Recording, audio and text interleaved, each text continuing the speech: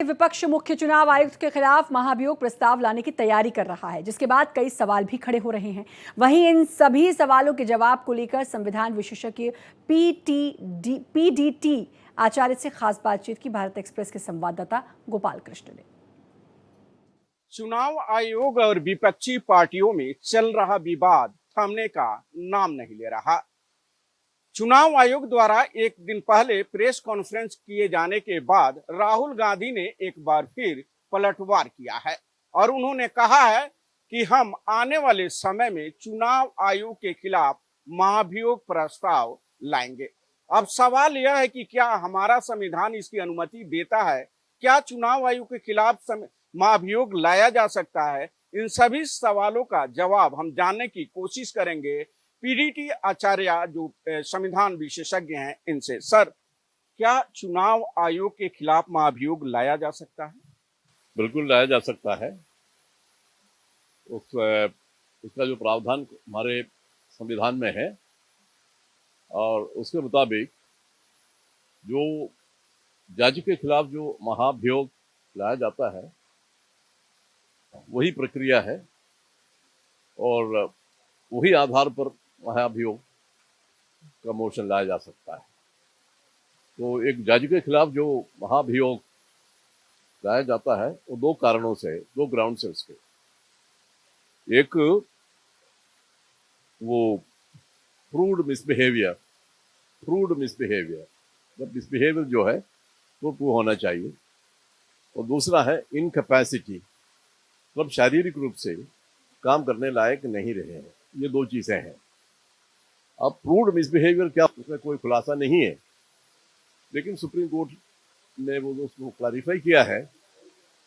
उसमें ये है कि अपने पद का दुरुपयोग जो करें और अपने पद को अपने काम से एक तरह से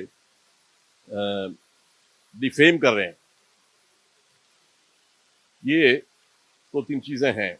एक तो करप्शन है और दूसरा अभी जो मैंने कहा है, ये तो दो तीन चीजें हैं, उसके अंदर आता है ये प्रूव्ड मिसबिहेवियर। और इनमें से कोई भी चीज को आधार बनाया जा सकता है महाभियोग का।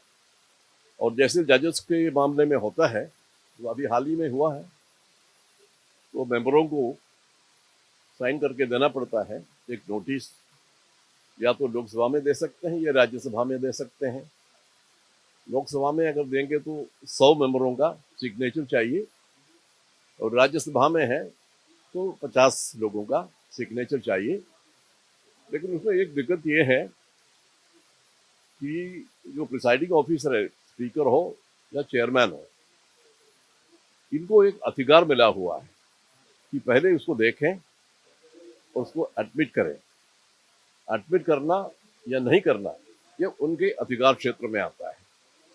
तो इसलिए अगर ये मोशन आगे बढ़ना है तो वो सबसे पहले स्पीकर या चेयरमैन इसको एडमिट करना चाहिए। क्या चुनाव आयोग राहुल गांधी से हलफनामा मांग सकता है? जो चुनाव आयोग ने कहा कि जो आरोप लगाए जा रहे हैं उससे संबंधित हलफनामा दीजिए, हम आपको जवाब देंगे, तो क्या चुनाव आयोग हलफनामा मांग सकता है? मेरे ख्याल से इस तरह से हलफनामा मांगना ये ठीक नहीं है। और वो क्योंकि उसमें देखिए, जो इलेक्टोरल लिस्ट जो बनाते हैं ये लोग, वो इलेक्शन कमीशन का काम है, वो बनाते हैं। उसमें जो ड्राफ्ट पहले तैयार किया जाता है और उसको पब्लिश किया जाता है, और उसमें ऑब्जेक्शन आप दे सकते हैं, ऐड कर सकते हैं, उसके लिए एप्लीकेशन दे सकते हैं, वो सारी चीजें हैं। उसमें जब आप ऑब्जेक्ट करते हैं, किसी नाम के इंक्लूजन के खिलाफ आप ऑब्जेक्ट करते हैं, तो उस वक्त जो इलेक्टोरल ऑफिसर है वो आपसे हलफनामा मांग सकते हैं। सर, सवाल यह भी है कि अगर कोई सांसद उस निर्वाचन क्षेत्र से हलफनामा देता है तो उस पर चुनाव आयोग किस तरीके की कार्रवाई कर सकता है?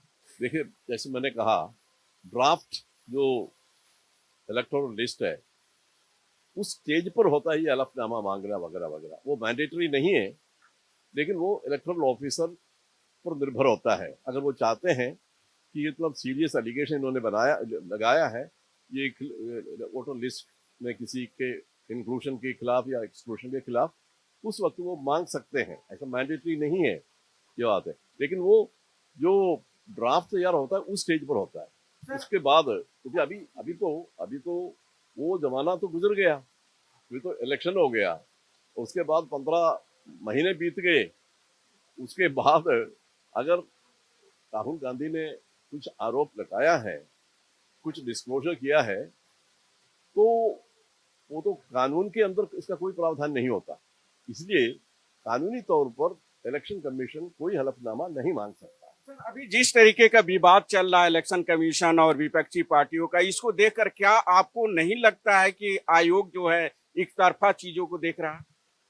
देखिए ना, आयोग एक कॉन्स्टिट्यूशनल बॉडी है, संवैधानिक बॉडी है। वो कॉन्स्टिट्यूशन के अंदर उनको फंक्शन करना है, ये कानून से परे या हमारे संविधान से परे नहीं है, अंदर रहना है।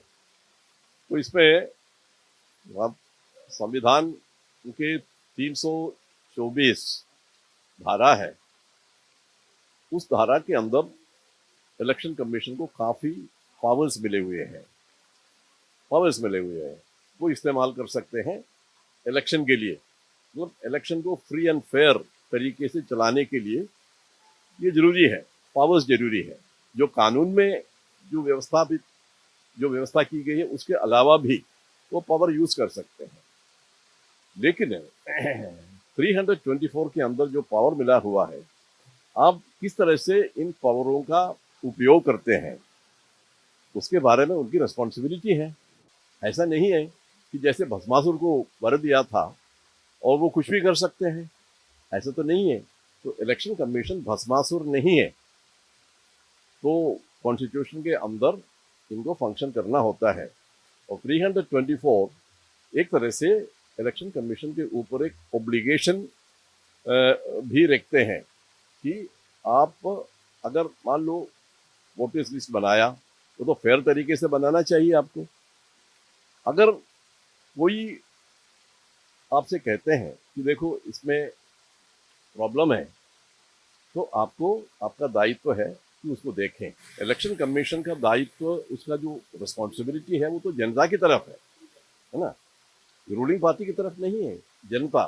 तो उनको आपको एश्योर करना पड़ेगा कि हमने ये जो बनाया है इलेक्टोरल लिस्ट, ये सही तरीके से है, ये इसमें कोई त्रुटि नहीं है, ये सारी चीज़ तो इसका दायित्व है।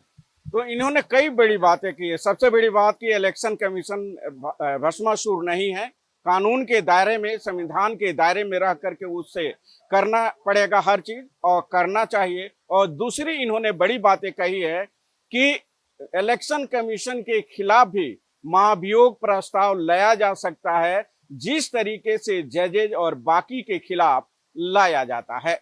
भारत एक्सप्रेस के लिए कैमरा पर्सन आलोक सक्सेना के साथ गोपाल कृष्ण।